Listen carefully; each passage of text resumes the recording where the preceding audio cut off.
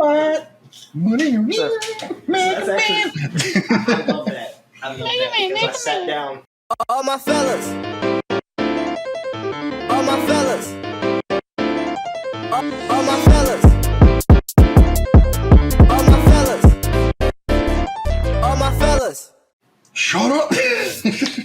I sat down yesterday. Yeah. Dude, I love that Zero kit. Dude, I pumped this out in like an hour. I wanna find the so what was it? The Gunpla style had one from what is it? Mega Man Zero? Yeah, that's the Game Boy games. Mm-hmm. Yeah. I like the look of it. I thought about getting it, but just like after shipping and everything, I was just like, man, I don't know if I want to swing that. Yeah, they're expensive. Yeah, those kits are expensive. I would pay it for that shit. Yeah, I thought. It's crazy though. Seeing in perfect grades go for sub 200, which is kind of insane. Like in some, like for example, like the PG Mark II, you can get it for like 175, which I'm like, that's for. I think the PG Mark II is a good kit. That's just my opinion. You just like the Mark II though, bro. Yes, Mark II, all the things. And then you go to get a Mega Man kit, and they're like $70-$80. Bro. Yeah. Bandai has spoiled us on like pricing and licensing and shit, bro. Because like, everything that's not Gundam is like more expensive than Gundam. Yeah, well, it's definitely it's because definitely the licensing because you got, they are basically they make the material, like they make the anime whatever the content. The content. Thank you. Shit, words. Oh my god. I got you. They make the content. English is a hard language. I know. It's like it is very very difícil. Very very difícil. Yes. So like, they make the content. They license the content. They make the product. They merchandise it and then they sell it. So it's just like it's so fucking efficient. And like someone made a comment about the movie saying like, "Oh, Seed Freedom was just a 2-hour toy commercial." I'm like, yeah, it's all a toy commercial. You say the astronaut, the astronaut with the gun. Yeah. Bro, it's always been come from Japan. It always has been. Like, what are you talking about? Yes, they all come from Japan, Seth. Yes, they all come from Japan, bro. But I will tell you, we about to get extra spoiled with the freaking Armored Core 30-minute mission kits coming out. Dude, it's gonna be so stupid. Oh, so real quick, but before we go, guys, welcome back, guys, gals, everybody, welcome back to Thunderbolt Radio. We've been out for a little bit, so there was a really bad string of storms through the U.S. Thoughts, prayers, and everybody that's affected. And I hope you guys all get situated and get your stuff taken care of. Always stay safe. Jayhound was actually within the path of one of these tornadoes, so instead of biting the bullet or instead of just risking it, we said, hey, let's not worry about that now. You go ahead and take shelter, stay safe, and then we'll just push everything out 2 weeks and everything will be good, which is great because now we have it gave me time to finish the homework assignment for today's episode, which is let's hope this ages well. We're going to be talking about Gundam Age, the series as a whole. I have thoughts and opinions and comments, but we'll get to that later. First, let's do some catching up. Guys, what's up? Been a while. Hello. Yeah, it has been. It's crazy. Like when we were about to record, my power went out. We got set up. Power went out. It's crazy. But hey, I'm back. And I'm ready to talk about that homework assignment that Jan procrastinated on. But most importantly, you and your family are safe. Yep. Yes. That's you and your important. family and all the Gunpla boxes that hold up your home are safe. I'd be devastated. No, dude, I don't know why. I showed this on my story in my Gunpla Instagram page about and it was the whole like that scene from oh my god, which one's Goblet of Fire when he's like my boy, but then it switches to the this guy that does a lot of remixes and he started like it's like murder on the dance floor and I was like no. Bro, you said that to me, and I was just like, "That's dirty, dude." That's so dirty. I was cackling, man. I've seen some, dude. The internet has been really, really like hilariously dark for the last 2 weeks, and it's just been, oh, thank you. Dark, yeah, dark, black. But Oh, well, actually, speaking of that, I wrapped up my tokusatsu kits, so I have no more tokusatsus in my backlog at this point. For now. I do. Well, yeah, for now, because I have to buy a Kuga, the Kuga Black stuff, and then the final Ultimate? Kuga. Yeah, the one that last one that's supposed to come out somewhere. I'm assuming the fall. Yeah, And then I believe September. And that should wrap up. That should really be the end of my tokusatsu run. Are you not going to buy the Black Beetleborg guy? Shadowboard. I don't know, man. I'm on the fence with Shadowboard because the kit was cool and everything, but how do I put it? There were aspects of the build that made me just kind of like really like. It didn't really tickle that building fulfillment that like okay. This man's fancy. Okay, let's put it this way. You know how the not a Stargazer third party one, like that one had painted parts, but it still had complexity and inner frame and everything. This thing felt like I'm just literally putting together the toy instead of the factory putting together. I mean, like literally, there are no stickers. Well, there are some stickers, but these like it literally felt like the toy just did not come assembled. No, I feel you because it's funny to say that because I built this. It's the Iron Giant, the Tetsu Kojin version of Panzer World Gallant from the same show, and this is a super mini ply as well, or as they call it, Shokugan modeling project, and it felt cheap putting it together. I was telling Tori because she was in here building something. And I was like, babe, this it doesn't feel the same quality as like Bandai High Grade. I know it's super mini ply basically, so it's like it's not cheaper because they are actually not cheaper than High Grades, but it seems like just the quality is not the same as their standard stuff. But I mean, it's a fine kit. It looks good. I panel lined it. It looks pretty good. But the build itself, there's no bells and whistles. It's just straight assembly, you know. And that's kind of how I felt with it. It looks great on the roll. I mean, on my shelf, and I have no complaints about it. Like no complaints about the final product. It's just the process is kind of where I draw the whole enjoyment, right? So, yeah, it is what it is. But in the meantime, I did snag a few things. I'm gonna go from my most recent to furthest since the episode, but like. Last night I was at a build jam for my local at Anime Agro here in St. Louis, and I was tempted, and I got a Force Impulse Spec 2 real grade. I was told this kit is really, really good. The assembly of the Force Impulse of the real grade is really good, so I was like, you know what, sure, I'll grab it. And a big thanks to my boy RHC Gunpla. He was able to hold one of the Zeta C1 for me. This actually is a first special project, though, which I'll talk about probably in another episode later on. Or whenever we cover 0083, I'll talk about it then. And then J-Hound's favorite kit, the Gelgoop Menace. I snagged this bad boy. I'm actually really excited to build it, but I'm not going to build it yet because I got to do the Snap Build Plus Wing Zero. But yeah, no, it's really cool. See, look at the graphics. Very, very, very good honorable mention to the Gelgoop. Very respectful. Just, yeah, nice. Bro, he is so over. Bro, this man about to fucking murder me, dude. Bro, like he looks like he's just about to like he exit didn't move, the chat. He didn't move at all. I was like, bro, did he leave? This man is like, he's gonna hit that exit button. It's like last logged on 3 years ago. They should have called it something else. Don't like Gelgoop. They should have called it something else. And fun fact, if y'all caught our last episode, the special Seed Freedom episode, I actually touched on that in honor of you, J-Hound.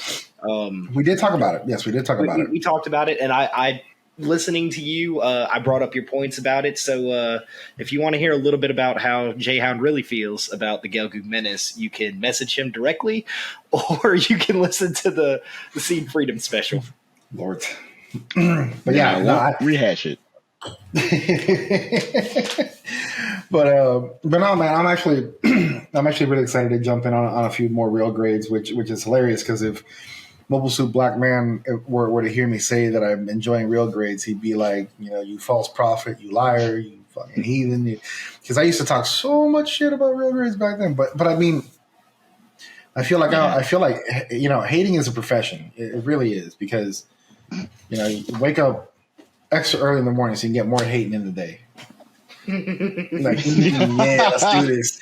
Dude, what was it? I think it was. It was Reverse Flash. No, but like in like real world examples. I think it was either Grandfather Goose or no, it was Gunpla Goon said that. Oh no, Mean Mugs. It was Mean Mug. Mean Mug said that Kendrick Lamar's beef with Drake has inspired him to reignite the thirst of being a hater.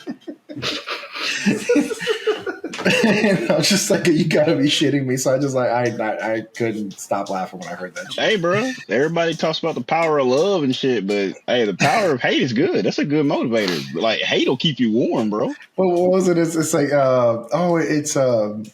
it costs nothing to be nice. Bitch, it costs nothing to be mean either. Exactly. It costs nothing to be an asshole. Exactly. So you think I put in extra effort? No, I put in less. What do you mean? No, man, it's just easier. It comes naturally. It flows from the earth. Comes from the soil beneath me. I absorb this negative energy. Say released from my spirit. Oh my God.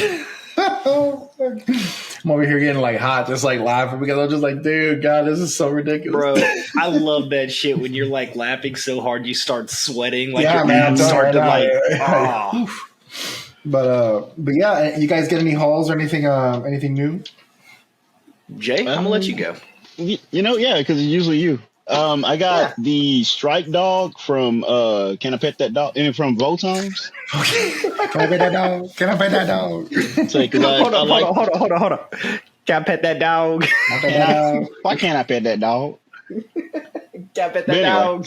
So I got that, and I got the God Flame Kaede. I can't safely get to it, but it's the plastic model kit that's based on the Barbatos resin kit that has like the purple ponytail and like kind of Chinese warlord dynasty wars aesthetic. So they made a model kit like that, but it doesn't look like Barbatos anymore, but you can tell that's what it's based off of. But that thing looks cool. This man out here like, yeah, man, I gotta be safe. I ain't trying to do, babe, I fucked up. Say she ain't here to save me today, so I gotta be careful. Oh man. I could get to it, but let's stay safe.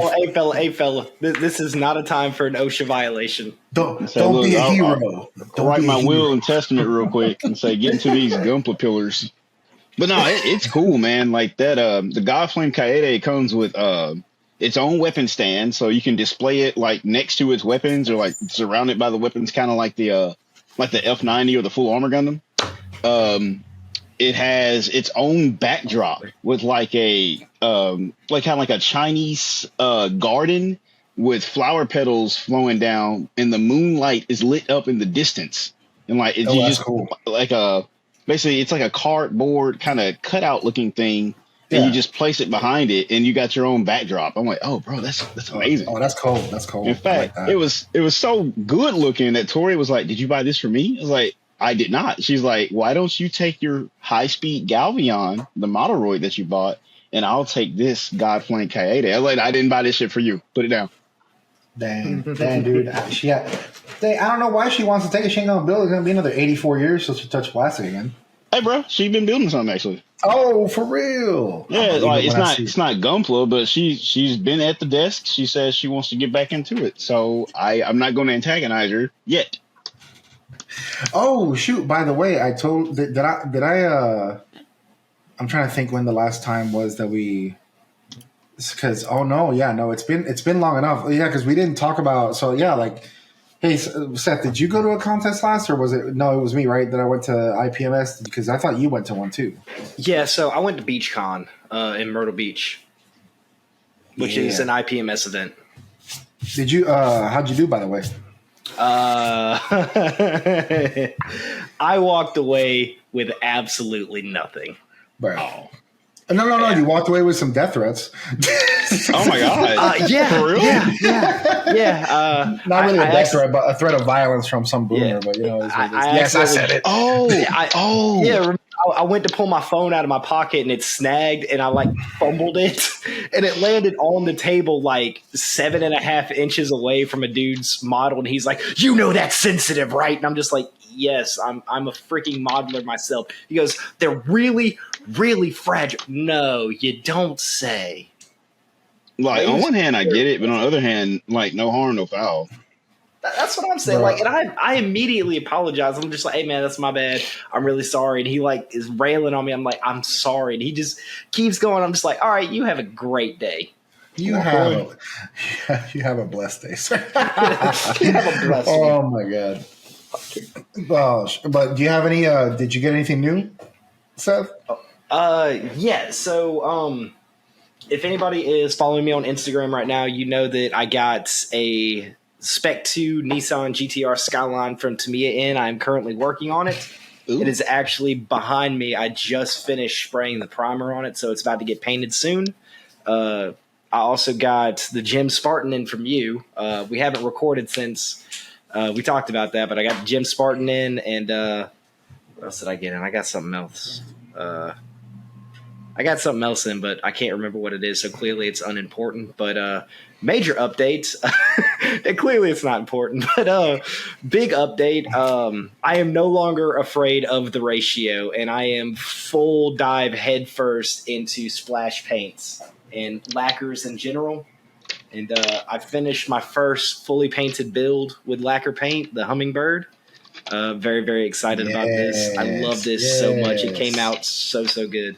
Yeah, boy. Welcome to the fold, son. Yes. To the point where I actually have already placed like 2 other orders for lacquer paints. Yeah, are you going to send your so what are you doing with your acrylics? Are you going to send them to Cody or are you going to So the big Vallejo case that I have actually came from Cody. I'm gonna hang on to them for a little while because you can still hand paint them, right? Exactly. They hand paint very well over lacquer paint, so I'm gonna hang on to them for a little while for hand painting purposes. Cool. They ain't going anywhere. I actually bought acrylic. I bought model color gunmetal for like chipping. Yeah. So actually, this base that I painted, this is still acrylic paint. Okay, good. Nice. It looks really good. So I like that. But yeah, the test colors, experimental colors are always a good choice. Yeah.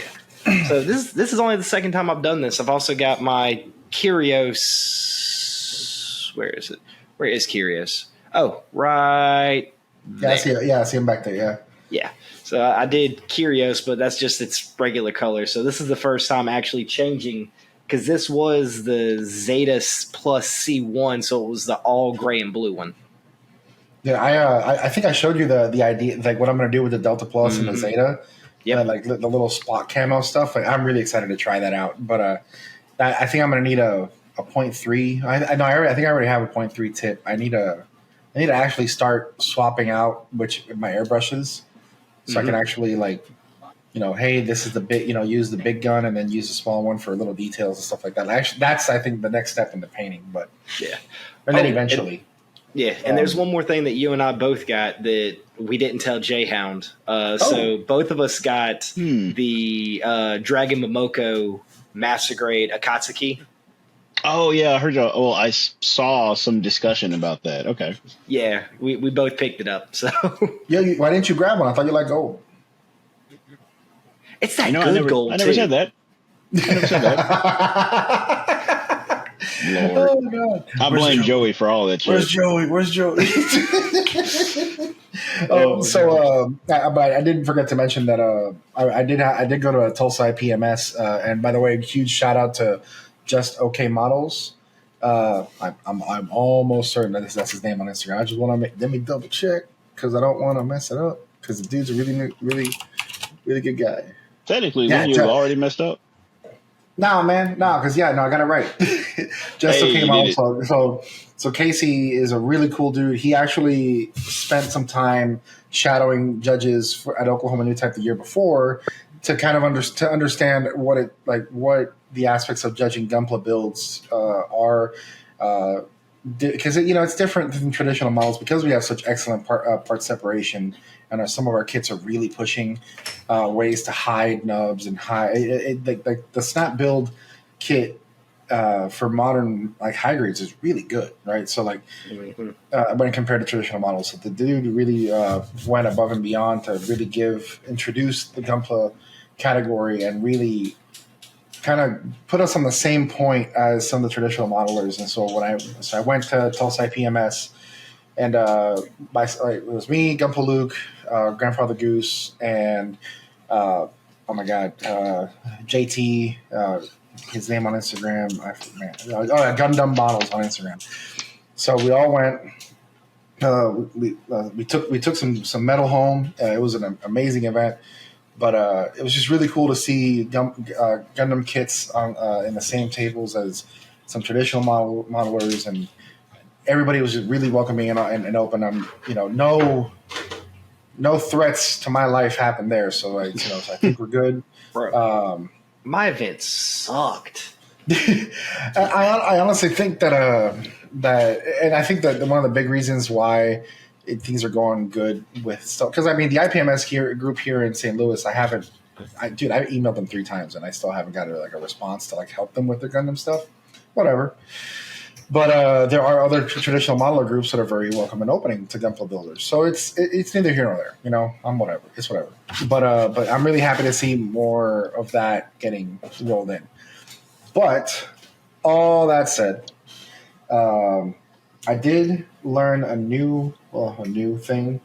So I started experimenting with these acrylic sandwich plates, and Gunpla Luke helped me design some of the what goes inside. And yes, that's cool, dude. And this is a Snap Build Plus. I literally put the little Snap Build Plus logo I did up here and everything, and it's just, dude. I did that for the Death Scythe. Did it for my old ground Gundam. This shit looks official, bro. I love it, and it's a great little way of not having to make a full on base. And I did it for the Crossbone X3. Hey, F97. This is a little sample plus, yeah, boy. And these are great because it's just magnets that hold them together. You just literally just pop them apart and swap it out. Hey, you remember when you didn't like the pirates, the Gundam pirates? You remember that? They don't talk about when you didn't like late UC. Do you remember that? Bro, do you have any idea how close I came to buying a real great crossbow? Yes, beautiful, excellent. I didn't even myself. I don't even want to explore how close I came to grabbing that box. But then I saw the Spec 2, and I was like, okay, this is a larger kit. Mm-hmm. Shelf presence will be better. And I only have the crossbones and the late UC stuff in the 100 scale, so I'm like, let me just keep it in one scale. In my opinion, you should probably do that because the parts for it are incredibly small because it's a real grade of a late UC suit. Well, dude, these hands. Nah, man. Yeah, I got it. Mm-hmm.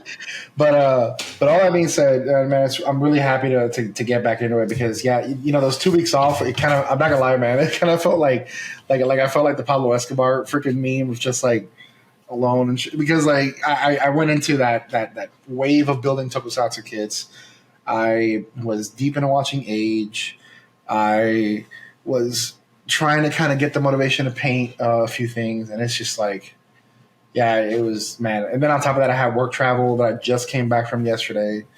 So yeah, man, it was quite a bit, and I'm just happy to be back with y'all. Hey, so let's get into the swing of things. We're going to talk about Gundam Age. So now, granted, Seth and Jayhound have seen the series, I think, on more than one occasion. I've only seen it once. I've seen it once.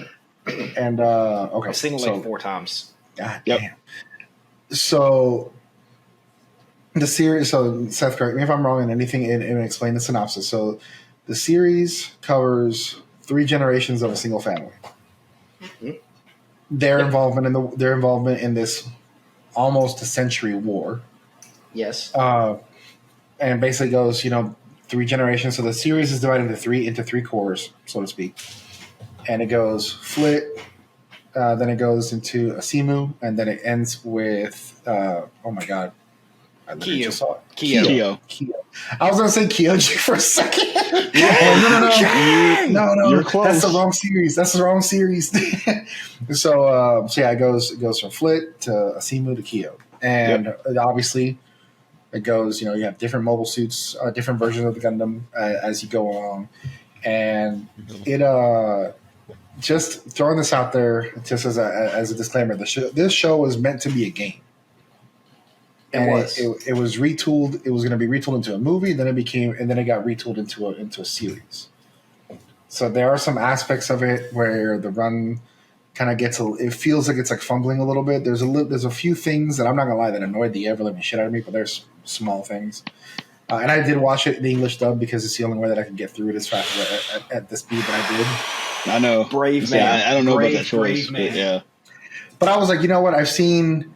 Was it Build Fighters Try in English? So if I could deal with the Australian trying to speak American, then I can go this way. And I said American, not English, because they tried the whole slang thing. All right, yeah. So yeah. Without further ado, Core 1, Flit. Yeah, I'll. You know what? Y'all lead off, and then I'll just kind of fill in the bubbles because like it's been a minute since I watched that core. I'll jump in Core 2 though, because I love Core 2. My favorite. Hey kids, character. do you think genocide is cool? Damn. That's bro. Okay, like it's funny because like, dude, Flit seemed like I'll jump in and I'll help and did his part and whatever, but he was just like. I think he had the littlest barrier of inhibition from going from he had the smallest barrier of thought from like that leap from neutralize to destroy. Think about everything. Okay, this is my guy. I've thought about this a lot because you get so many people, like so many Gundam fans think Gundam Age is bad, and I'm like, no, it's not bad. It's rushed. Like they tried to speed run 3 different UC shows into one alternate universe show. So basically you get 0079, Zeta, and Double Zeta in one show with some Charge counterattack vibes thrown on. And then with like a character who is kind of like Kira from Seed at the end, but different.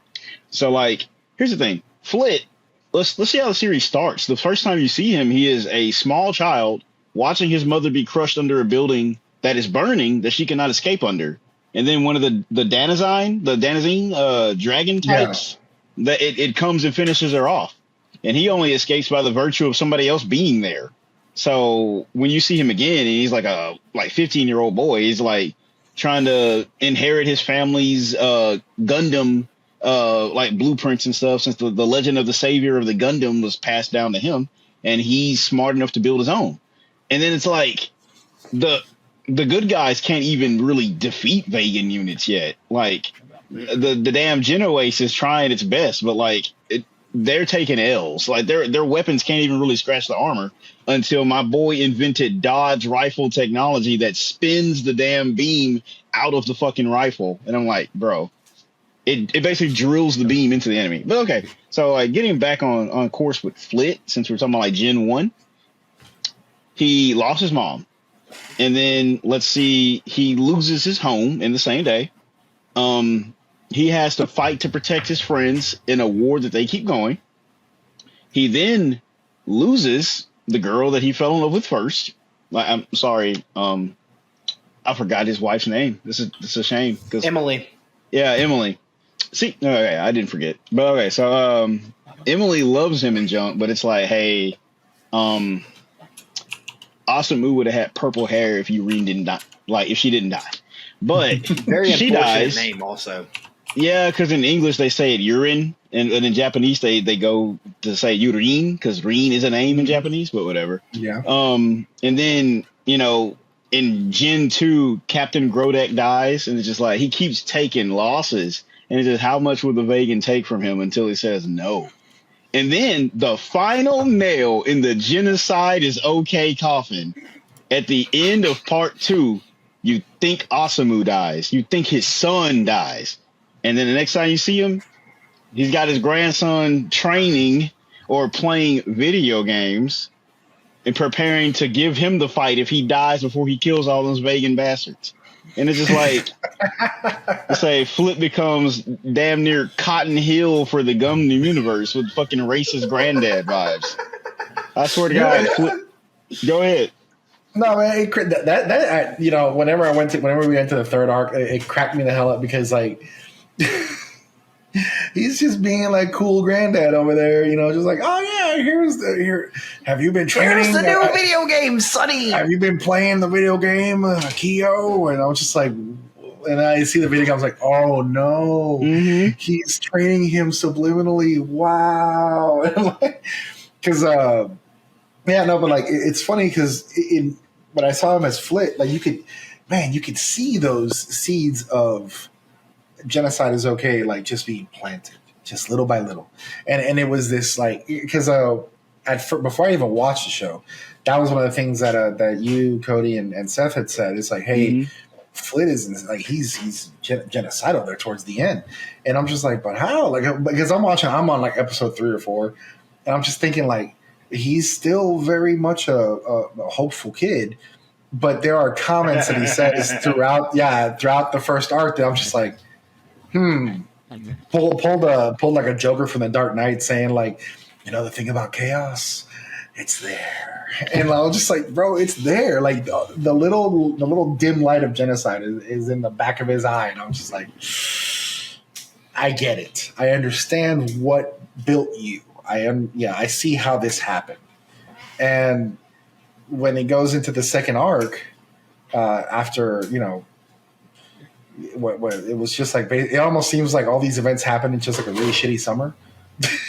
Like it's like a really shitty 6 months. All this happened, and then it picks up in arc 2, and Flit looks like it's just a suave, commander of Earth Federation forces and whatnot, and now you have a Simu, which I've lovingly become to call Gundam Future Trunks because the dude looks like Future Trunks, and ponytail and all, man, looks cool as hell.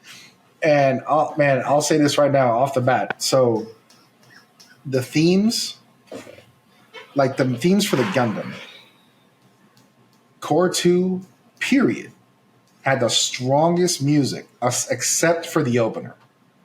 I'll give the Core 3 the opener. It was the only opener that I was actually bopped my head to. I'll put that out there. I don't know why. It was just the only one that I was feeling. Core 2, I don't know why the intro was, but dude, the Age 2 soundtrack, like when the Age 2 was coming, it's like Ace Combat music mixed with Gundam, then threw some guitar in there. And on top of that, it has Spanish guitar. You already know how I feel about Spanish guitar. So, shit. So I'm not here to disagree with you about that because Core 2 does have the best score to it, but Opening 1 is the best opening to me. It is an absolute bomb. I'm gonna have to re-listen to it because it's chill, but like me and Seth really like that song. Hey man, we all have our tastes. Some folks like G Gundam, some folks like Gundam Wing. Hey, some people think the last theme song in Gundam 00 wasn't trash, but I think they might be wrong. Hey, man, they need to listen to it again. Some people say this is a Gelgoon. Some people say it's not. It is what it is, man. Jesus Christ, this he's going to leave. He's like, poof. But no, you did that to hurt me, and you that did. was malicious. You had it. This man tagging me in pictures that I don't want to see. Put Mr. J Hound, look, you should go. No, bro, BA Gunpla and I were at the same build jam, and he's sitting right in front of me. We're just talking, and our friend Hazel is building the Gundam Menace, and he looks at me. I look it over, and I'm like, bro, I'm gonna take a picture and tag J Hound, and he's like, you fucking won't. I'm like, okay, that's shit nothing to me, man. Pop. So it was just like a dare in my heart of hearts, I was like, yes, it was me, Barry. But no, yeah, it fueled me. It really made my day better. At your expense, unfortunately, but I looked at it and I said nothing intentionally. Dude, the silence for like 30 minutes. I'm like, there's no way in hell I didn't see this shit. No, I saw it. I was determined not to give you anything. But how dare you? But yeah, like I think that so core one was basically very much hey, here's Flit. We're establishing that the Vegan is bad, that Lord Ezelcant is this puppet master in the background. I forget who the kid, the evil kid. Denzel. Okay, that guy. Okay, dude, I'm not gonna lie, man. I hated Denzel as a kid more than as an adult because as an adult, you kind of feel like just like some whiny freaking second stringer. But as a kid, I was like, dude, I don't like this kid. Like this little fucking alien Chucky doll. He's so evil, dude. He's so damn evil. Yeah, man, and you're the whole like finishing core 3 and then him remembering Earring. I was just like, oh man, this is really sad because, and then remembering the losses in core 1 and then remembering some of the losses in core 2, I was just like, oh yeah, oh man, this is rough. And oh my God, Commander Wolf. Look, I haven't watched Seed, and you'll hear this if you watch the Seed video, the Seed Freedom videos. I've become a bit of I've enjoyed Seed. I really have. I just kind of like the characters, and like for example, Mulaflaga is Giga Chad of epic proportions. The dude is awesome, right? So I got really big Mulaflaga vibes off of Commander Wolf. The dude, once he kind of like cared about you or about the pilot, he really did the best way he could to teach and to impart skill. And it's very interesting watching how he taught Flit, or how he fostered Flit through becoming a mobile suit pilot, and how he adapted similar but different techniques with Asimu, because he knew Flit was an X-rounder, or he found out that he was an X-rounder, but Asimu is not. So Asimu had to adapt in a different way, and basically had to kind of become a sort of a successor to Commander Wolf in a way, like to become a super pilot. That's a good way to put that. And it was just this really interesting passing of the torch, especially, obviously we're going to talk about spoilers and shit. Yeah, spoiler alert. Yeah, obviously, when Commander Wolf is taken off the battlefield, it just kind of, I think it really sets a stage for him to fill that void of a similar kind of character later on in Core 3. But one thing I did like about Core 2 a lot was Z-Heart. I think that when it comes to an antagonist, I think Z-Heart probably one of the better ones in the entire show, which is what made me kind of in the third core about him. There were certain things that just like, really? Yeah, really? No, yeah. But yeah, hey, oh God, Louis. Yeah. Louis knows I'm recording, so buddy. I felt the same way. I know what you're gonna say, because it's like in Core 3, they make Z-Heart take up some ideas that didn't sit with his character the last like several episodes you saw him. Yeah, like they made him do stupid shit. Kind of okay, and that I feel like that's maybe one of the reasons people talk about age, because just like they rush a bunch of plot stuff needed to happen. Yeah, the plot, like stuff happens because it needed to. Like Lord Ezelcant, I think he had a dumb reason for doing what he was doing. And then Z-Heart just takes up that dumb reason, and his prior characterization be damned. And I'm just like, bro, I didn't like it. I think, because like Z-Heart in Core 2, towards the end of Core 2, you can kind of tell that, okay, he is, he almost felt like a Zex. I was just about to say that. Yes. Like he felt like that end of stage Zex. Yes. And I'm thinking, and in my mind, I was like, okay, so clearly in Core 3, he's going to be kind of like Endless Waltz Zex, which is, hey, I fucked up. I'm going to try and do right, or in a way, try to figure out, try to kind of like walk it back. And then seeing him still as a commander of Vegan forces, I'm thinking, okay, maybe this will happen later. But before I get too far into Core 3 stuff. Oh, like, yeah. But yeah, like, back. Z-Heart felt very much I don't even want to call him a villain. He was definitely an antagonist. I don't really even want to frame him as a villain. then seeing the evolution of just kind of seeing how he was characterized. I actually enjoyed him as a villain. It's kind of wild. Yeah. Another reason why I liked Core 2 so much, the age 2. Period. Especially the double bullet. Goddamn. He understands now, Cody. He gets it. I get it. I understand my buddy Cody. I get it. Man. That whenever he went up against, what was it? The Magician's 8. The Magician's 8. Fuck him. Oh my god!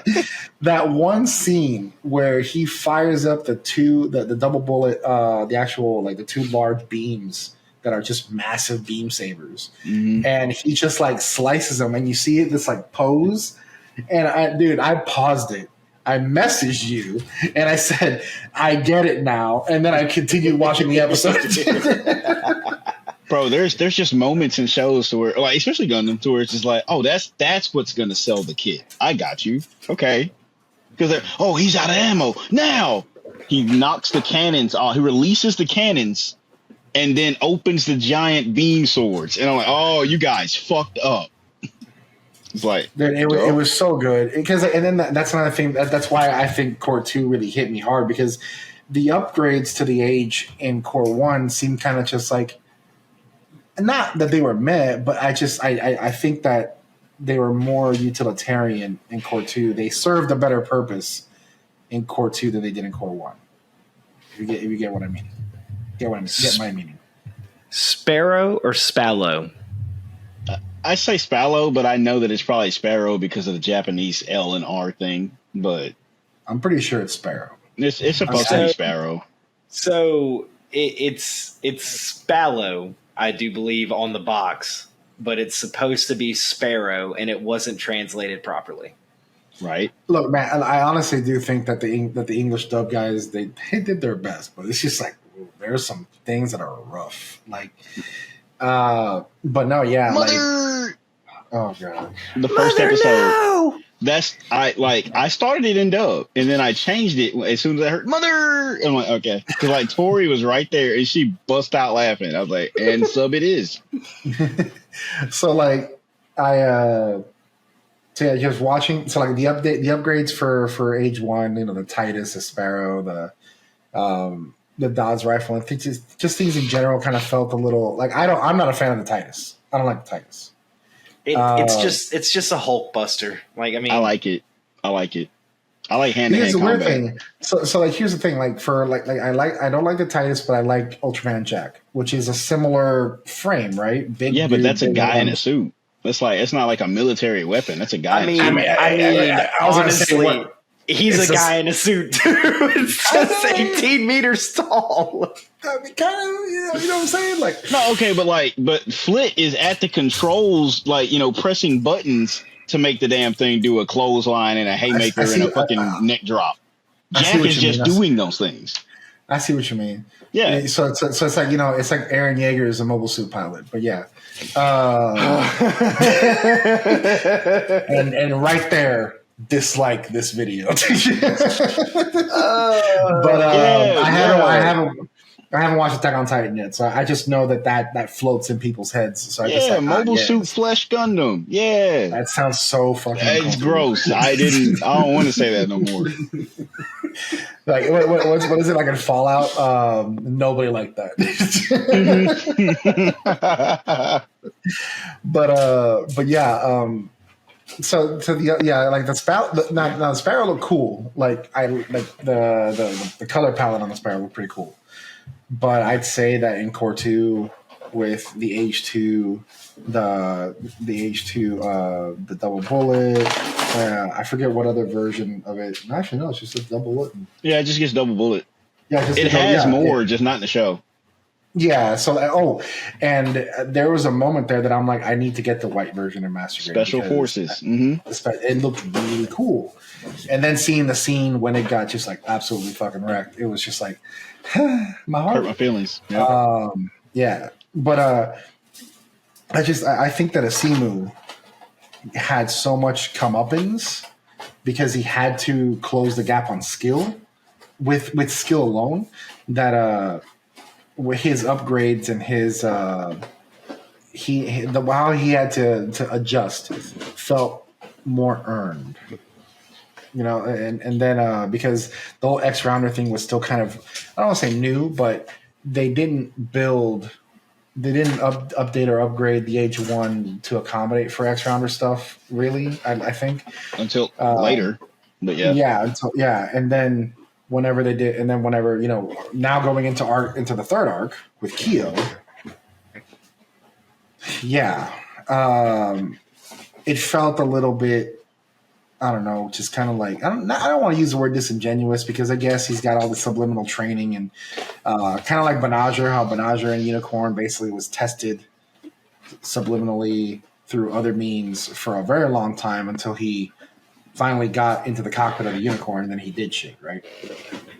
That's kind of how it felt with Kyo, except Kyo was doing some wild shit and he was fighting these veterans because, you know, freaking Z-Hard popped up again, and you had other pilots that their tech got better, and Kyo was still keeping up with people that I guarantee you Asimu would have had a little bit of a problem with. Mm-hmm. So it's just like, bro, this is a kid. New type magic bullshit. Insane. I'm sorry, X-Rounder magic bullshit. But to an insane degree, right? So so when I started the third arc, and I even stopped after like to the sixth or seventh episode in the third arc, and I had to pause for a little bit because I'm like, what the hell? So they do specifically call out that Kyu is the most powerful X-Rounder. Like he's literally the special. The special. The special. He is the special. Anyway, but I figured that was part of the reason why it took you so long to watch it, because the Kyo vibe, like it wasn't vibing with me. Like when I first started watching it, I was actually surprised by how much I liked it because of how much I'd heard people shit on it. And then like, okay, so Generation 1 with Flit, I'm just kind of like, okay, yeah, I see the setup. I see the conflict. They're establishing what's going on. There could be a little bit more going on with the world building and like explanation of the tech, but it's mostly about the conflict and the war and like explaining how they're going to get through this. But there's only one part of Flit's like part one that kind of like to me, like the stuff with the mobile worker guy and his daughter and stuff. I was like, okay, I could left that out. The stuff with the like stopping the feud with the Dawn and the other family, like basically like the mobster family and like the Regal family, they had the feud. Like, so that part was okay because it shows you Flit's problem solving skills and his ability to draw allies to his side for an important later conflict. But it could have been paced a little better. But it was fine. But there was moments like some of the stuff with Asamu and like Z-Heart at school and like the love triangle they built there for a second. Bleh. Didn't need it. Yeah, that stuff was a little weird. But I did, and I guess I don't know if it's like a kind of a relationship that people have with their parents. But I like was seeing how Asimu was basically just doing everything to try and impress his dad. I've seen that, kind of lived through that for a little bit and for a while. I bet it was just kind of like, Flit and Endeavor could have some child raising tips. Holy shit, dude! Holy shit! And oh no, yeah, dude, fucking Endeavor, Jesus Christ, dude. Oh my god! But yeah, like watching that. And seeing him finally get to a point where he's earned it, you can tell that he's earned it, but Flit not giving a fucking inch, and then it was just so quick to disappear whenever Flit became a pirate. I mean, whenever Simu became a pirate, Captain Ash, bro. Okay, hey, he's cool as shit. He's cool as shit. So speaking of Captain Ash, I don't like the unnecessary rasp that the fucking English dub actor gave it. I was just like, bro, but I think he leaned a little too hard into the whole Future Trunks thing because Trunks had, like, the English actor has a rasp in his voice, but this was almost felt like too much. And I'm like, man, just dial it back a little bit. Don't hold your fire, just like say it like that, whatever. But I don't know. it is what it is. Again, these are little splitting hairs when it comes to things that I don't like about voice acting. But yeah, we're here to talk about it. So since y'all brought it up, my biggest issue, and this is going to the technical side. My biggest issue with part 1 actually involves that whole situation with like the mobsters and everything, because they showed their mobile workers have heat shovels and heat pickaxes, and the Clanche, it has a freaking heat stick. Like they're based on the same frame, and it is such a downgrade in weaponry. Because I promise you, give the Clanche like the heat pickaxe, and it's way better than that stupid little heat stick that it's got. Wait. You mean like, okay, so the Clanche is like that's a part 3 mobile suit, ain't it? Which one am I thinking of? Is it the Genoace, I think? The Genoace, yes. Yeah, the Genoace. Hold on. I should have one. Dude, so Jayhan, you know what reminds me about Jayhan's wall of light stuff? He's like freaking the oh my god, like Ollivander from Harry Potter, when he's like, oh yeah, by the way, this is my heritage and my whatever. And he's just like looking at the wall, looking at the wands. Yeah, that one. None of them are in the same section or whatever, but I shit you not, he knows exactly where to look at his shelf. Here, I know where they are. Yeah, but like, so this is the Genoace that actually could do shit, because like, Wolf is in here. About to say, but this shit. Hold on, like this. We need more than this. We need more than this. This didn't do shit. This, like, if they try to stab a vegan suit, it like tink, like for real. Like, all right, so I'm gonna hold him here. Are you gonna beat him? No, but I'll hold him here. I can't beat him though. Dude, he won't get past me. Oh my god, the Genoace really, like, it frustrated the hell out of me, because oh my god, like Wolf's version was really cool, and then whenever, oh my god, in the core 3, Gerard Spriggan, her version looked insane, but she was insane. They didn't need to add that character in there. Like, that's one of my biggest complaints. Her and the final pilot. Yeah. In the Vegan gear. Yeah. Those two were extremely unnecessary. It's so bad. I don't even remember the final pilot's name. I just know he piloted the Vegan gear, the big, like, black Deathwing looking motherfucker. But like, I don't remember his name. But it's like, you can't introduce 2 important characters like this in the last 5 episodes, and then like Gerard Spriggan took up so much screen time just to die. I'm just like, bro. It's like, she showcased how far the Earth forces were willing to go to hate the Vegans, or like how much the Vegans like hate the Earth. Because like, didn't she defected, right? Yeah. Mm-hmm. Yeah. Because I'm like, but I understand, you know, that was their take on Federation is shitty too. But I mean, they were, because they were colluding with Vegans about certain things. But introducing this character and then dumping her backstory and then giving her a fight with the main character and then having the main character try and fail to save her all in like the last 5 episodes of the series was stupid. That was not a good pacing decision. I honestly think that had they like removed. Actually, you know what? I think Gerard Spriggan would have made more sense had they kept her, and then she survives, and then she goes into the Vegan gear, and then goes really crazy. But introduce her in part 2. Well, and introduce her towards the end of part 2. Yes, because like when everything began to kind of like settle down and shit, like just kind of like introduce this tester, like, oh yeah, we're testing them. Like, oh no, dang, they died. Are they? And then leave it there. And then you come back and say, oh, yeah, by the way, I mattered because I was here. Mm-hmm. And then, like, part 3, just showcase how much her hatred is built to the point that she defected. Don't introduce her and then tell us, like, hey, she used to be this person, and then she defected. I'm like, okay, but it's the same level of why is Jiren so strong? And then they gave us his backstory in, like, less than 10 minutes. Yeah, and, like, oh, my God. Okay, so I get it now. So, like, okay, Zira Gins, which is the pilot of the Vegan gear. Thank you. Okay, is a clone of Hazelcan, right? Yep. Mm-hmm. Yes. So like that's the whole, and like but their power is like their freaking X round of powers are like insane, and but yeah, it's just like this random, like, dude, a clone of Ezelkant, that should have been like a big fucking deal. That we should have heard about that before the last two episodes. So you can either do one of two things: remove Zeragans completely, or remove Gerard Spriggan and put Zeragans in their place. I think it would have been a better story if Reyna, her real fucking name, defected and then fought Kyo and didn't die, and then she launches in the Vegan gear, and like let's make them be like, hey, it's our final. Like, we're not really supposed to use this thing. It's so dangerous. But she hates everybody so much at this point that she uses it anyway.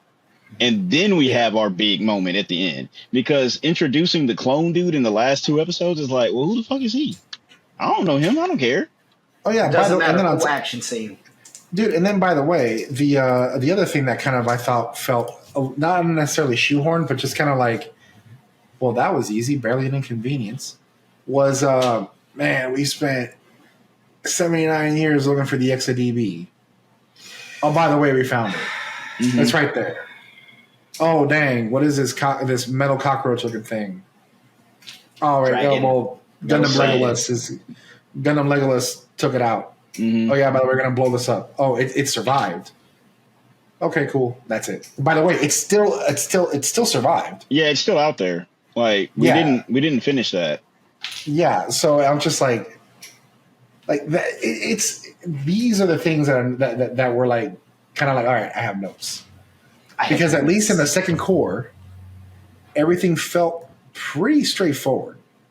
I like watching the second core. To me, I was just like, what's the problem? I mean, yeah, first core is a little bumpy, but second core is hardcore. Like, second core is badass. Like, strongest part. Sure. Strongest part like, series.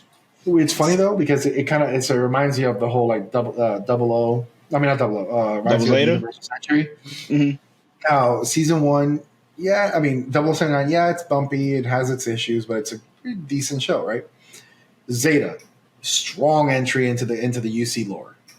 Double Zeta, has its issues, right? Mm-hmm. Mm-hmm. And then the Char's counterattack. It's memorable because it's like the closing of the Char story, but there's things that could have been better. Like, for example, you're gonna be the final fight with your arch nemesis. You're gonna say she could have been a mother to me. Nah, bro, run it back. No. Bro, ain't no way Amuro's last words should have been what? Like, listen to me, dude. We're gonna run this back. We're gonna try. You're gonna figure something better to say, or I'm gonna get out this suit and I'm gonna slap you in person because it's ridiculous. Stop the whole fight. No, try again. No. We're doing this again. I'll plug in those tubes in your face. We'll do it again. Record scratch. Like, nah. But that's kind of how it felt with a few things in Core 3, because Core 2, and I think that's probably why a lot of people get upset with Core 3, with Age in general, because it did the freaking Seed Destiny thing. That section of the show was weak enough that it drags the entire show with it. Seed Destiny has now understanding the issues that Seed Destiny has and understanding why they happened. I'm a lot more forgiving of it now. But if I didn't know all that shit, that season is so weak compared to the main one that it drags the main one with it. Yep. And it's just like that's what Core 3 did to Age. It was just a lot of inconsistencies for why. Like, it's not like you sold more kits. Like, which is, let's be honest, the Gundam is a 49 episode toy commercial. Mm-hmm. Nothing new. Yeah. So like, I don't like introducing new characters when you have less than 10 episodes left in the show is a huge mistake. Bad idea. And like, that's the problem with Gerard Spriggan. That's the problem with Zeragin.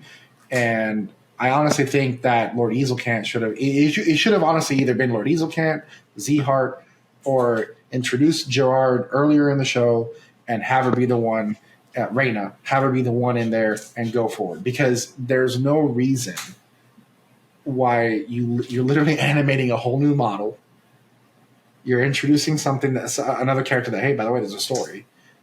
the only thing the only reason I see that Zerrigan was appealing is because his extra rounded powers are way more than everybody else. Well, but I'm like, yeah, okay, cool. You're reestablishing the power levels this late in the game. All you had to do was put Ezelkant, who because with his goals, it would have made the most sense for him to pilot the damn thing and just take everybody with him because of how far he had gone. And he's for people who don't know, Ezelkant, basically the leader of the Vegans, who actually plot twist turned out to be humans that were on an expedition to Mars and got left there by the Earth Federation because there was a sickness, and they basically abandoned them. They abandoned the colonization of Mars because people started to die, and they just cut their losses. And the people survived anyway. They found tech that they shouldn't have, and they built superior weapons to what the Earth Federation had, and now they want their piece of the Earth Sphere pie. That's why the war started, which is a very compelling reason to start a war, because they have left us to die on this struggling planet. They didn't help us when we got sick, and it's just they just abandoned us. I want what they have. We want to live on the good planet, so it's just by any means necessary. And I get that, but at this point in time, after the war has taken over almost a damn century to complete, Ezelkant has basically given up on the Martians winning, and it's the Vegans are just Martian-based humans. He's basically given up on them winning and just wants to basically let them die as quickly as possible. He literally fighting the war to lose and gets that same goal to Zahart, to where it's just hey, if our people die, the war will be over. Let's just get it out of the way. And I'm just that's awful. That's hey kids, stupid. have you heard about genocide? Yeah. And then So hey, and then you bring that up, saying, oh hey, by the way, Zahart, this was the real plan, the real Operation Eden or whatever. Mm-hmm. Bro, Zahart had been introduced to all the reasons why to hey, bro, this is a bad idea. This man's was shown the PowerPoint, the full TED talk of hey, this is a bad idea, and every step of the way, shown reasons why to defect. If anybody in the entire storyline had a reason to dip, it would have been him.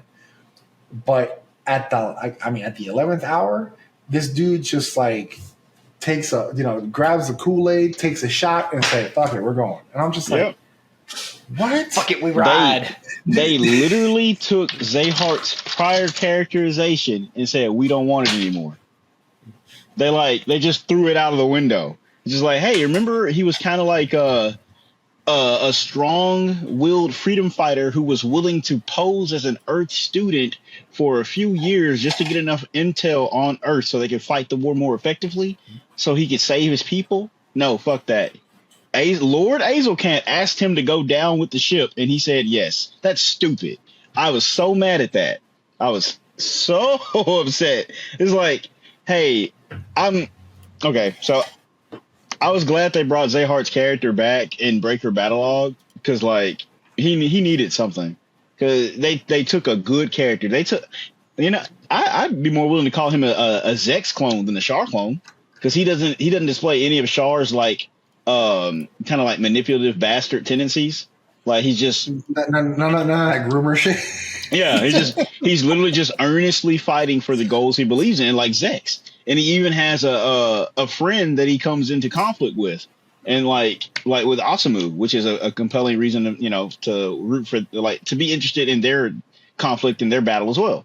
But the love triangle, I can take it or leave it, but whatever. So they just take this Zex-like character, and they're just saying, hey, bro, yeah, okay, so we're adapting 0079, Zeta, and Double Zeta. Okay, cool. We're also going to adapt Char's counterattack, so you got to go. What? Yeah, you're gonna pick up speed run all of Char's bad traits in this one episode. Stupid. You know what's crazy though? The what I'm assuming. Well, I feel she's less Quest, more like Rekawa.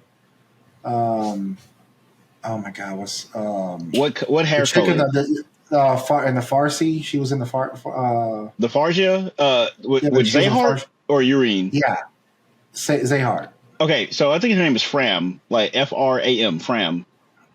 Yeah, she was probably one of the few evil female characters that's supposed to be some underling or whatever that I kind of didn't hate. You know, No, she didn't really have any like negative reasons why to be there. Like she was like, nah, man. At first, it was like, I want to get close to you because I'm gonna kill you because you know of my brothers. And then when she finds out that Zeehart really cared because he cares about his subordinates and everything, he remembers every name of every soldier fallen, which is another thing that really pissed me off because Zeehart is such a great character. And then it's like, yeah, fuck it up there at the end with the whole like, basically said the Gundam age equivalent to you could have been a mother to me. And I was like, oh gosh, they made his character go out in just as bad as just as bad a way, but not saying the same thing. And so okay, so I want people to know that I actually really enjoy Gundam Age, but the flaws that it has are there are some nitpicks and there are some glaring flaws. Like there are Gundam series, of course, because this is Gundam and like just fiction in general, that have glaring flaws. And I can like the show and tell you why I don't like parts of it at the same time. A Generation 3, if you told me Generation 3 made you not like Age, I'd have to give it up. I wouldn't say anything. Like no argument. If you told me that Generation 1 with Flit was enjoyable but paced weird, yeah, exactly. I like it. Age 1 is my favorite of the Age Gundams at all. And then Part 2, solid, best part of the show. Generation 3, they just tried to speed run Double Zeta and Char's counterattack for some reason, and they did not do a good job. No, not at all. Because it was supposed to be based on a video game. It was supposed to be a game, and credit where credit is due. Level 5, the people that they got to do the show, they make some really good games. Like they make some good stuff, but you can tell there's certain aspects of the show to where it would have fit better as a level in a video game instead of like a narrative that you are watching and experiencing through a visual medium like this. But there's other stuff they did excellent, and then there's I would say the beginning of Kyo's arc is actually pretty good. And then his arc doesn't go to shit till about, I want to say till the orbital shows up, till the final battle thing begins to kind of, and I dude, even the whole, hey, by the way, you're in the right up to the time he escapes Second Moon. Yeah, everything is probably okay. It's after that where I think it's just like, what the fuck are you doing? Like, and it's not even bad. It's not even like a sharp contrast. It's more like it's after that point going forward. It's all like that's an interesting idea. I wouldn't have done it that way. Mm-hmm. Then it's like, okay, I didn't like that. And then it just progressively gets worse. It's like that one. It's like a picture on the internet that has like bad shit, and that's like the further you look at it, the worse it gets. That's kind of how it happened. Like after they save Kyo and from Second Moon, it's like, what's going on? What are you doing, bro? It's like the second half of 083. I love the show, I love it immensely, but what the fuck? Like, why did you do the things that you do? Director switch. And I'm just gonna throw this out there: had Captain Synapse lived, he would have been the commander of the AAU. Just throwing that shit out there. Anyways, we continue. Yeah, man. I didn't have a problem with the show. I enjoyed it. But like I said, Core 3, I have some comments, and that's where and as you can see, if you've been, if you're still here, you're noticing that all of our glaring issues and comments are focused on Core 3. It's just they didn't know how to do the ending. They literally did not know what to do with the ending. And I get it that it's one of the, man, not everybody can. I mean, shit, even Star Wars couldn't nail Return of the Jedi after Empire Strikes Back. Return of the Jedi was great, but Empire Strikes Back was super strong. A third movie is always just, it's going to be hard, right? That third part of a story is always difficult to nail. Sometimes it just doesn't. It never really lives up to like that middle, like crescendo, the climax of a three-parter. I'm not saying that Return of the Jedi is bad. I love the main old saga films. I love them. It's just saying that Empire was very, very strong when compared to Return of the Jedi, right? in a similar sense here, it's just much more drastic. Core 2 was the best part of the show. Core 3 was the weakest part of the show, with Core 1 kind of in the middle. Core 1 had the job of setting it up. Yeah, I'd say Core 1's probably at 80% because it wasn't the only things that were kind of like, were like, it's funny because these shows all do the same shit. These main characters that are civilians that happen upon the Gundam, or that the Gundam is they're related to it or whatever, always end up on this military ship by some form of happenstance. It's never on purpose. They're never assigned, except for the OVAs and where the main character is already in the military. Yeah. If the main character's not in the military, they happen upon the ship by oopsie. It's never by design. Like, oh, hey, Camille, since you're piloting the Mark II, you want to go ahead and just come along with us to the ship? Sure, let's go. Hey, Amuro, thank you for taking out those Zakus. By the way, come on to the white base. Hey, Flit, we're going to the Diva. Come along. It's the same. Bring the Gundam with you. Bring the Gundam with you. In Unicorn's case, hey, go fetch that shit. It's floating up in space. Bring him in. Because homeboy passed out. It's just like this. And he wait. It's like this. Oh, hey, you're awake. It just cracks me up that is a similar beat that happens across the board, and it's always kind of. I never get tired of it, but I'm just like, after watching Age, I'm like, shit. It's the same thing. And then in Gundam X, I'm pretty sure I need to go back from the beginning and watch it. Yeah, you're right. Gundam X. I've taken too long of a break from it, but yeah. It's similar. Because, like, Garrod is basically like a junker, scrapper, like, freelancer guy. And then just like, hey, you saved this girl and you brought her to our ship. Would you like to come along? You want to stick around? Want to hang out? Mm-hmm. And he sticks with her because he likes her. But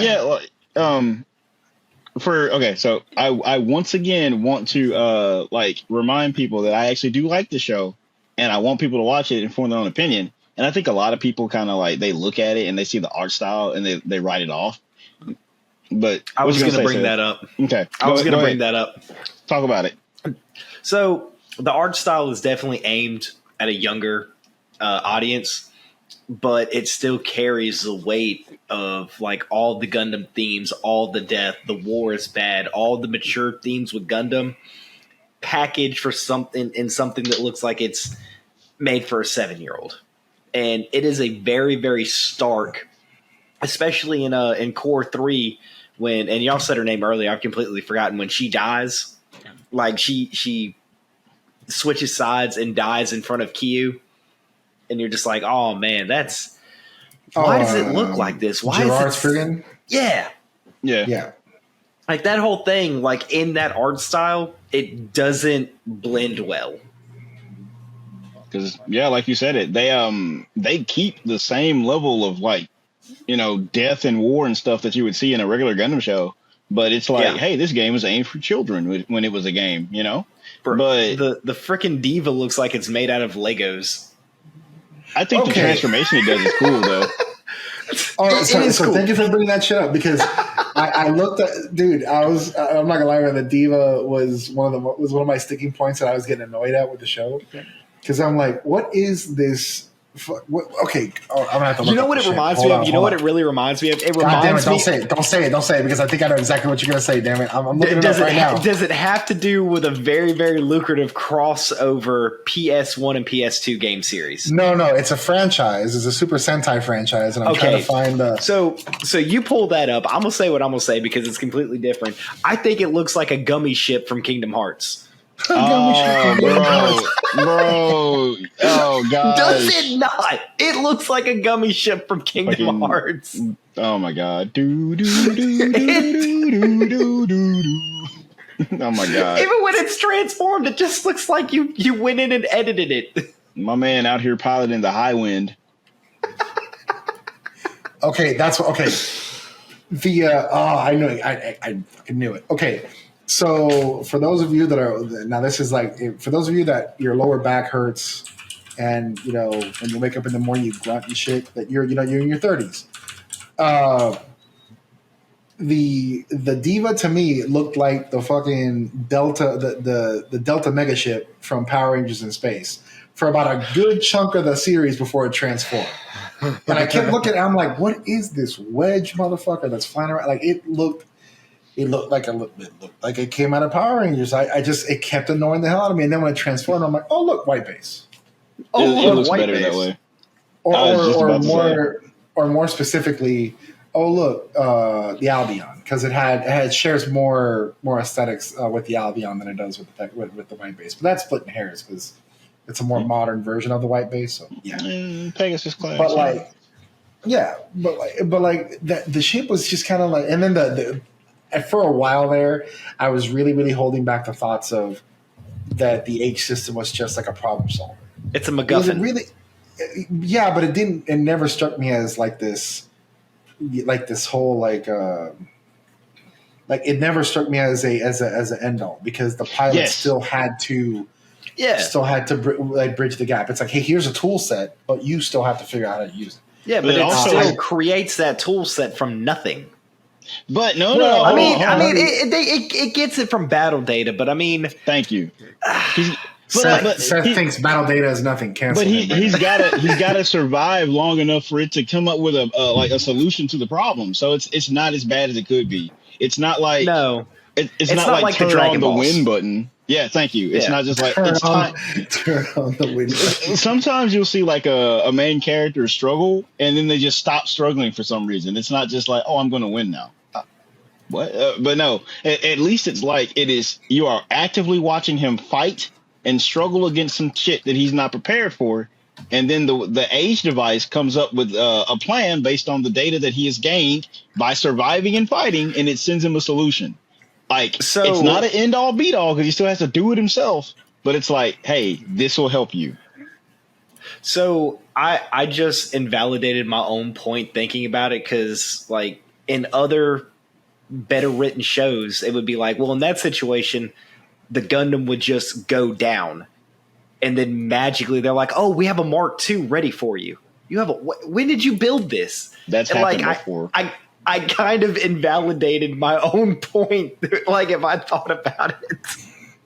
Because it literally happened. It's like, the Victory Gundam isn't keeping up anymore. Here's the Victory 2. When did we build it? We don't know. Man, I like that show is on my short list to watch. Because I'm like, hey, it's another late UC show.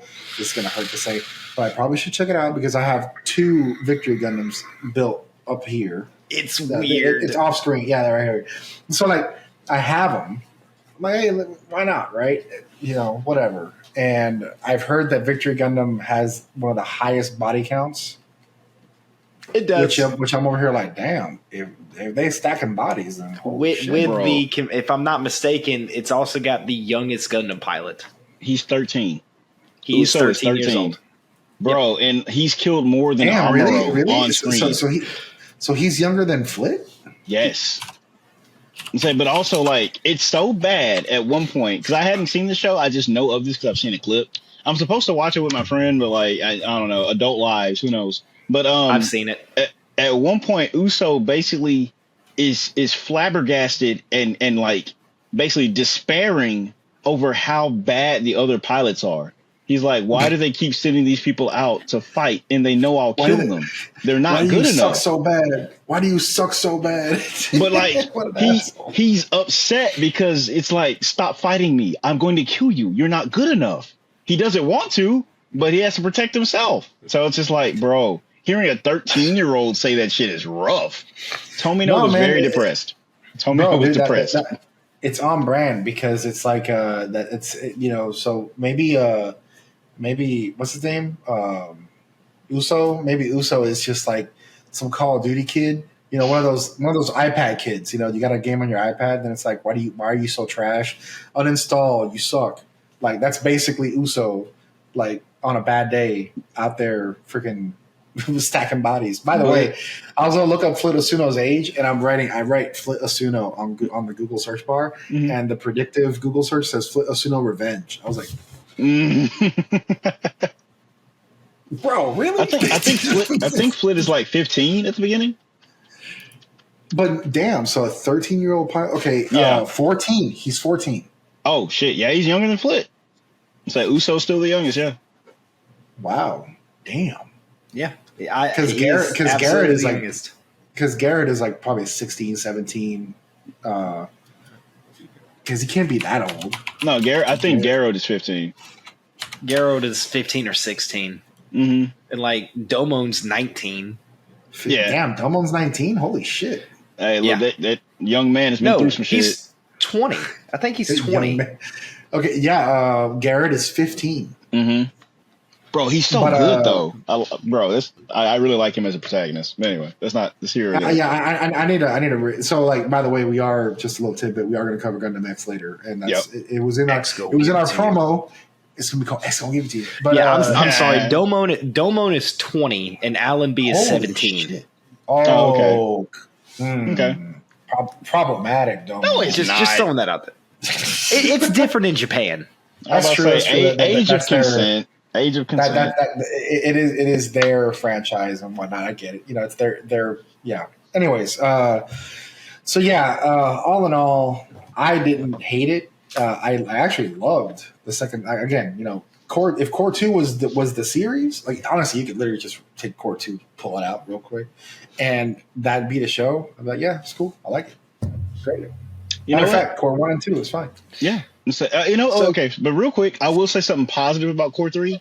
The way they handled certain characters' deaths was really good. Not Gerard, but like, do you remember Sarek, the leader of the Mobile Suit team? My boy went out like a hero. Like, dude, Sarek's death was one of the few deaths in the third core that I was like, bro, this sucks. Damn. So, and you know what? I should have seen that shit coming because he was helping out the captain and like, hey, it's okay, you're good. And their last encounter, he was really tender and really like, hey, you're good, don't worry about it. Just basically, like, hey, get out of your own way. You're good. But it very like friendly, and I'm like, and in the back of my mind, I wasn't even thinking about it. And then whenever he got stuck, I'm like, he's dying. He's done. He's dying. But go ahead, Seth. My bad.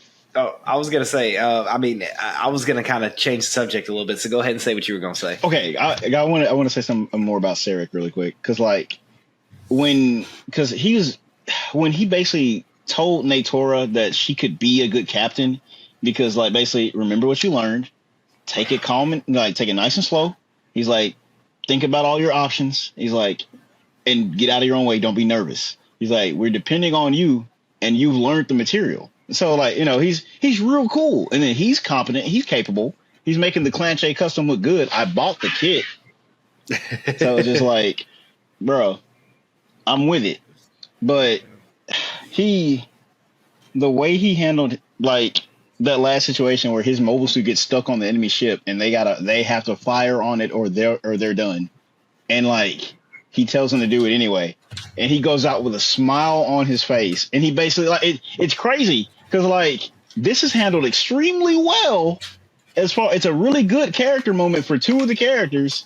And, like, it's a bittersweet conclusion to their arc of Sarek telling Natora that she's the captain, she has to make the decisions, and her basically, like, learning to do so.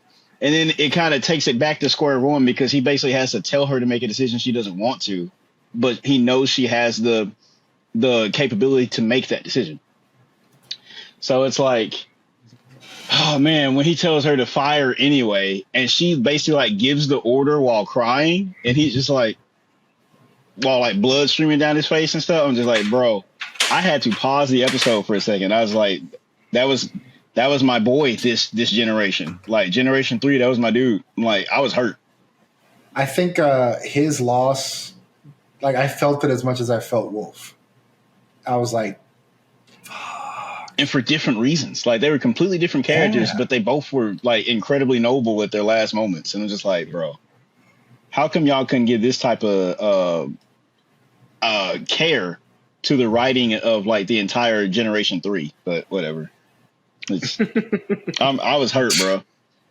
But also O'Brien. Oh, bro. Okay, so let's start talking about some deaths and whatnot, because I think there's still a bit more to say. So like O'Brien, the guy with the red hair that was crushing on the mechanic girl.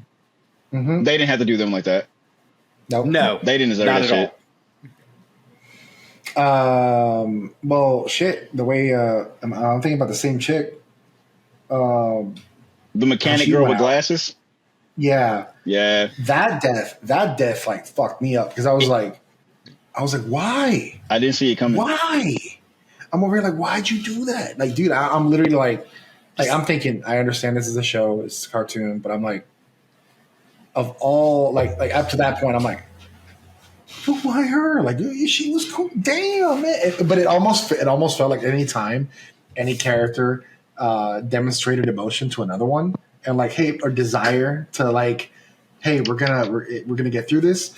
It was like they're gonna die, which is funny because at no point did any of the Asuno family men ever like openly say, hey, we're gonna live along. Like, none of them. They were just like, see you when I get back, I guess. And it was just like very, and I guess that's the key to surviving in this franchise. Like, don't say I'm gonna.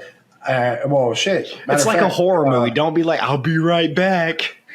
Well, and the only and shit, even in Away from Mess Team, fucking what's his name? Shit, Shiro, when he was like, and I'm gonna marry Aina, he only got away with it, but he still lost a leg. Yeah, so he had to give like something up. Don't tell your plans. Don't you can never let the ops know your next move in this franchise, because you're gonna lose your life. Yeah, man, you're gonna lose your life or a body part. Like, and in this case, in Age, they were like, nah, wholesale, kill him. And then it was just man, I'm just remembering like Felt developing feelings for Lock On. That was rough, dude. Or Lofter developing feelings for Akihiro. If there's one thing that Gundam does right consistently, is how to murder somebody. Like, hey, you know what? The stories might get a little dicey, but we know how to kill a motherfucker. That's for damn sure. We know how to build that emotional connection. Yep, we'll write the fuck out of it. Bro. And then whoop, out goes the rug. Like, Noria, come with me. Elon, can I really see that play? Boom.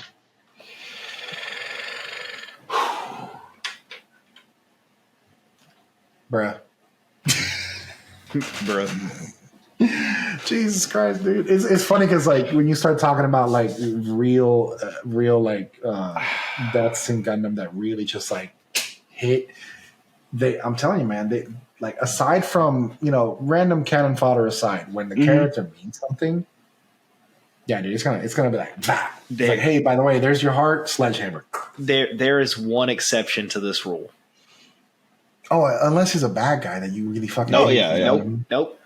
There is a protagonist that has said the thing and gotten away with it. Who? Kira Yamato. Oh, but he's Jesus. Yeah, I'm about to say. No, not anymore. Not anymore. He's God now. Same thing, because if you go by scripture, God, Jesus, it's the one person. But I'm not that I'm. I'm just saying, like, if you look at it on paper, they're the same guy.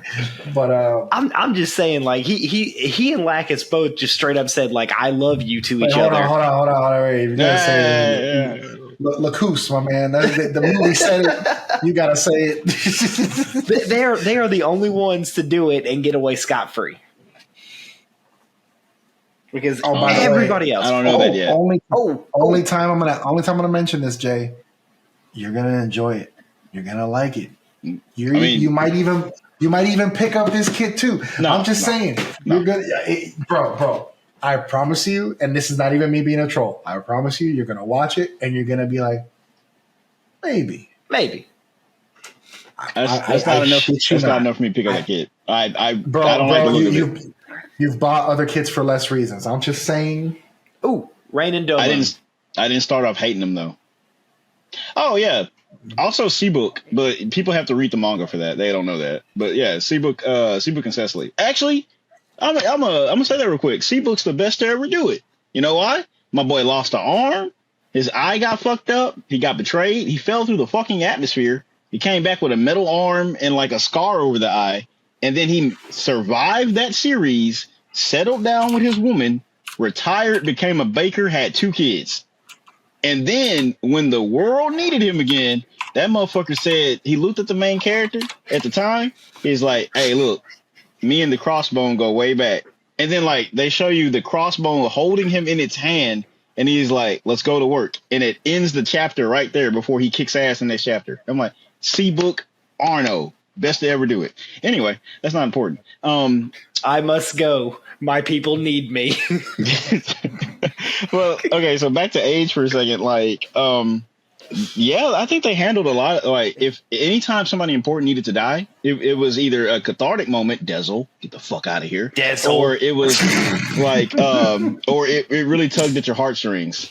I think my final fuck him. Get that little psychotic bastard out of here. Dezel. All my homies hate Dezel. All my fellas. You know, like that fucking, y'all seen that JoJo meme where like the dudes are like stomping that guy out?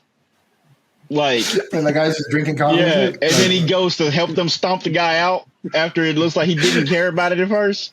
That's Dezel. Hey, it's just like all of us just sitting there in the street. It's like his swag, whack. His personality, whack. His bank account, whack. It's like his fit, whack. His swagger, whack. It's like just like all the clothes you wear, whack. His mental stability, whack. Your head, whack. Like, dude, oh my god, man. Your mobile suit, whack. Oh Jesus Christ, dude. It's funny because I just think about it. I'm like, yeah, man. I don't think there was ever a point where I even thought about like, yeah, it does. Nah, no. That kid. Nope. No. He was never right. At all. No. He was never right. And like from the moment he hit the screen, like he was just such a shit. Like he's just like, I'm just gonna casually steal the Age Gundam. I'm done with this toy. You can have it back. Yeah. I've never liked characters like that because it's like the problem. Okay, so what's funny is that, like for example, like Frieza, he's like, you're like, I'm better than you, blah blah blah. But like it's funny to watch him like fail. Dezel, it wasn't funny to watch him fail. It was almost like I need to watch him fail because if he doesn't fail, I'm gonna throw the screen at you. Like exactly. I don't like it, dude. It's kind of like a similar to like an Umbridge situation from like Harry Potter. It's like I hate this bitch. I can't wait to see her fail. I mean, but it's like but there's anger involved with this. I call it the Eon Kujan factor. Oh fuck that guy. Oh yeah. I've given it a name. It is there. Hashtag Eon Kujan factor. Nobody, all my homies, all my fellas hate Eon Kujan. Your braids whack. I wish we had thought to talk about Dezel on that episode where we talked about villains we don't like, because but the thing about Dezel, like he didn't even cross our, like at least on my mind, because I hadn't seen the show yet. Mm-hmm. But that's good that we didn't talk about him because you get to experience. We can do a part 2 because we're talking about it here. Shit. You're right. We always do part 2 to these things, man.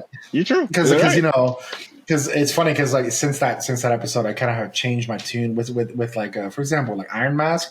I feel bad for the guy, but I don't want to. I don't want to like throw all that in there because it's just funny. You probably know why I feel bad for the guy, but But yeah, no. But all in all, though, honestly, before we go into closing, like I think having watched it. It won't be like a repeat watch. Like I'll probably see like singular moments on YouTube or whatever, but it wasn't bad. It just had it's one of the it suffered from a similar issue that F91 suffered from. F91, but in the reverse. Yep. Had F91 been a series or even just like a half, if F91 had 20 episodes, it would have been way better than what we got. Yep.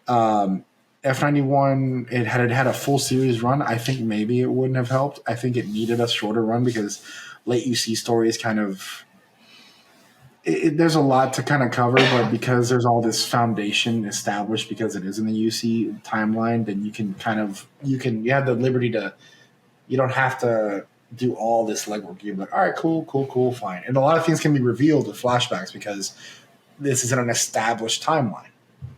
But with this, it was just this thing where like, hey, by the way, here's the story, here's an idea. Let's extend everything out to 50 episodes.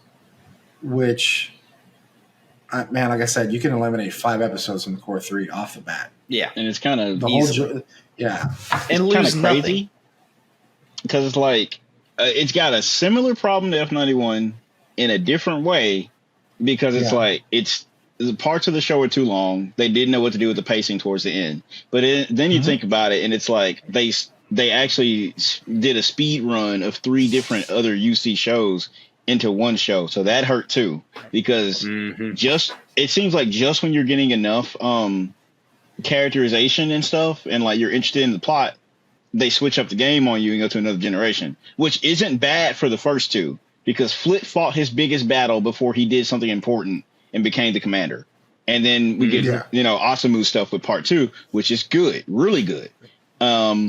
Please watch. And then part 3, it's like it had an interesting startup, like because I was there for how are we going to finally resolve the war? What are we going to see? How is Kyo going to bridge the gap? How is he going to actually bring this to a close? And wouldn't you know it, he kind of was just along for the ride towards the end because like without them changing Flit's mind, we wouldn't have got the conclusion. Without Zayhart getting past the idiot stick, we wouldn't have got the conclusion. Without Asamu basically fighting that last battle with him, we wouldn't have got the conclusion. So it was like it became a family affair, and then we took away different people's prior characterization so we could actually just rush to the Char counterattack ending, but not as good.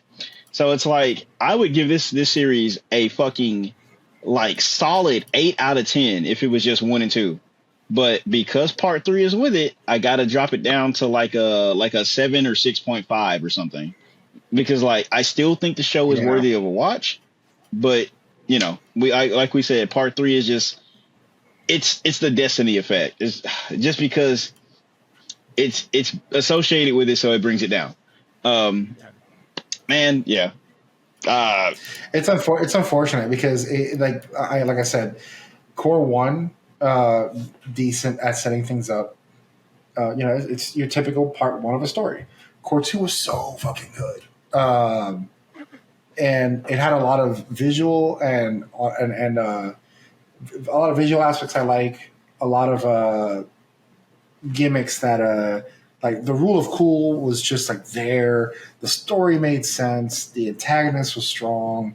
The music was banging, everything, dude, everything. And then and then core 3 was just kind of like, again, it didn't even feel like a drop off the bat. It just felt like you're up here, and then it's just like, you know what I mean? It's like, fuck, man. But definitely give it a shot, honestly. If you don't mind reading on your time off, do the sub. It's the better version. If you want to, be able to kind of like listen to it, because that's how I ended it. I literally ended it listening to it in the background as I was cleaning up and building and finishing the oh my god, Exia Dark Matter high grade. But yeah, that was the other kit I got in Exia Repair 2. Hey, ooh, nice. High grade Exia Repair 2. But no, so I was going to give Gundam Age a 5 out of 10. Ooh. Okay. But I'm going to give it a 6 out of 10 for one reason. I like spoilers on Gundams. It's so stupid, and I love it. I'm glad you said that. I won't disagree with you because I really did. I like the Age 1 as a nice little nod to Gramps, but dude, Age 2 looks so sick. The Age 2 is like, I mean, who doesn't love Zeta? Who doesn't love a Zeta? Like, and it's basically here's like the thing, though. It's like a Zeta variant. I am not a Zeta, like the Zeta Gundam, the OG Zeta Gundam. I am not the biggest fan of it, but I love its variants. The Zeta C1, and then on top of that, Seed Freedom plug, the Murasame Kai. God damn. I cannot wait for that kid to come out because that thing looks so, dude. Fuck, the kid looks so nice. It does. It does. I told BA Gunpla, and I think I told Jay, and I think I told you, and I told Jishin the same shit. RC Gunpla. I am gonna buy 3 of these because I want to build one. I want to put one in Wave Rider, and I want to build and paint another one because it just looks so good. Damn, I love that thing. I love that. I do like it. But I showed it to Luke. I showed it to Gunpla Luke, and he was like, "I need that shit." Because he's on the Zeta kick right now. Well, and not only that, for a high grade, like they're really doing surface details on high grades a lot better than they used to. And honestly, when I first saw it and like everything was in Japanese, when the first images was leaked, I thought it was a real grade Murasame.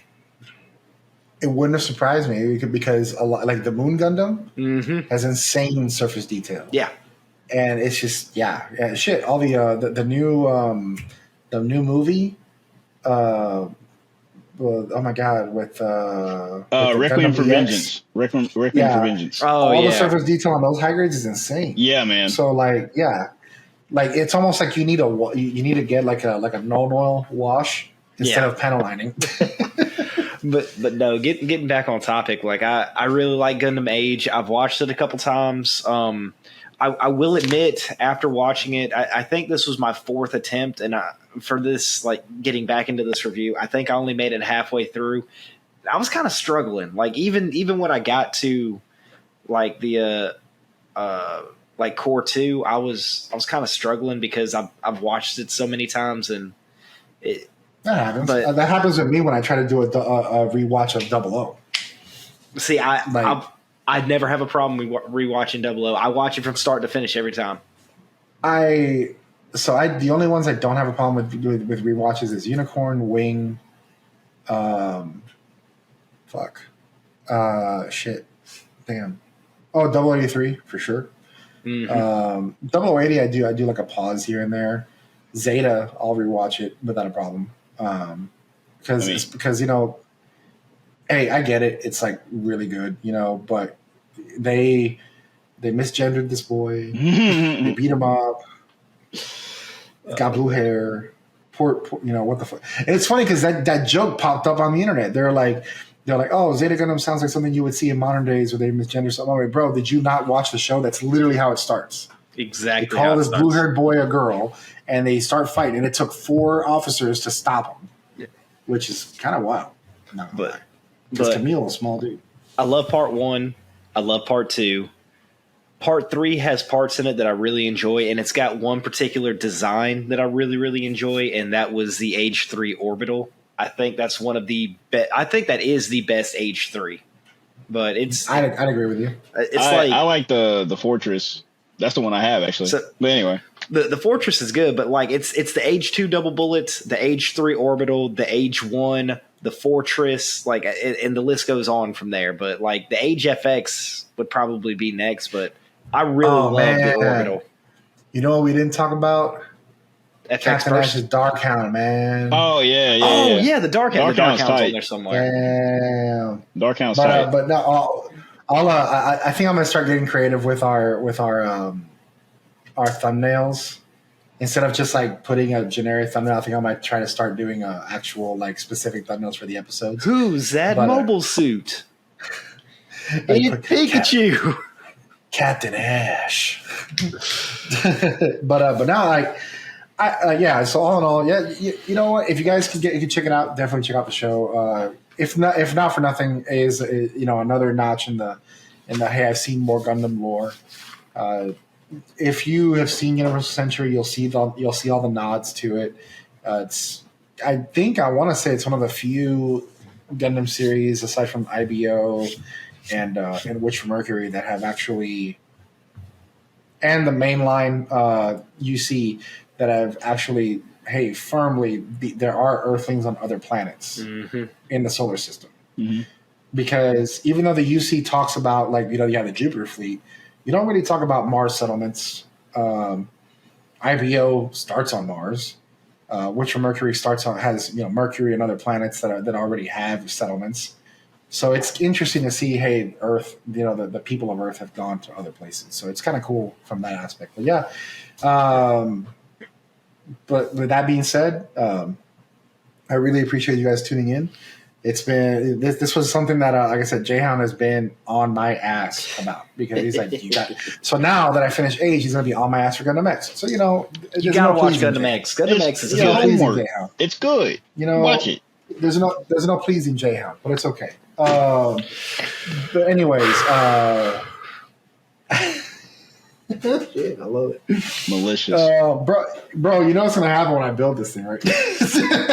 I'm not gonna build it anytime soon though, because I need to get on the Wing Zero. But that being said, guys, I really appreciate you guys tuning in. Jay, I'm really happy that you're safe and that your family's safe, and also your load-bearing Gunpla is also safe. Yeah. But yeah, just you can catch me on Instagram on @thegunplastop, also on Thunderbolt Radio as well.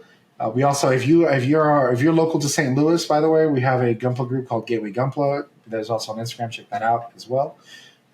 Seth, where can they reach you? You can reach me on Instagram @ReadyBuilder2 as always. And Jay? Well, you can talk to me on Instagram as Mr. J Hound, because I am Mr. J Hound, and I will see you around. Oh, nice. All right. Well, guys, I appreciate it. Y'all have a wonderful evening or day or whenever you're listening to it. And yeah, thank you guys for signing in. Later.